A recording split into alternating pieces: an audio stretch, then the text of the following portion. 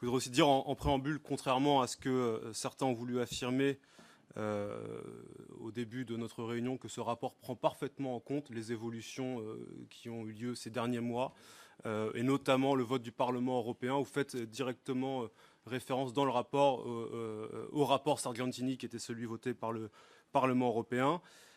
Dire ensuite à ceux des Républicains qui ont aussi dit qu'ils n'avaient pas eu le temps de préparer le rapport, qu'il s'agit ici d'une vaste blague, puisque le Parlement européen fait des résolutions extrêmement régulièrement depuis 2011 sur la situation notamment en Hongrie, et donc on ne découvre pas la situation dans un certain nombre de pays de l'Union européenne depuis la semaine dernière.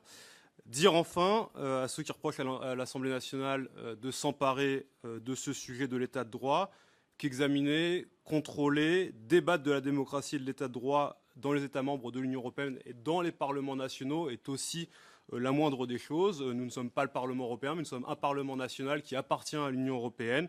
Et donc le minimum que l'on puisse faire, c'est de débattre de cela. Et c'est une conséquence naturelle, je dirais, de l'intégration politique européenne qui doit avoir une place plus affirmée des parlements nationaux. Et si on fait partie d'un club commun, en l'occurrence ce club commun c'est l'Union européenne, il faut savoir en respecter les règles les plus fondamentales. Et la première de ces règles, vous l'avez rappelé tout au long de votre rapport, c'est l'état de droit.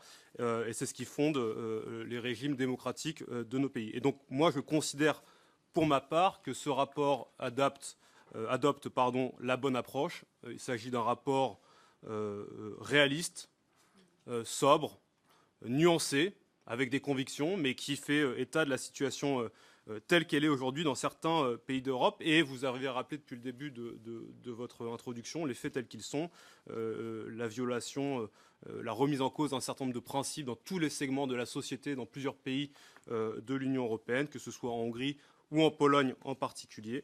Et donc moi je regrette que, compte tenu de cette situation-là, certains des groupes politiques de cette Assemblée fassent le choix de détourner le regard et de sortir de la salle. Je pense que ça masque des divergences beaucoup plus profondes.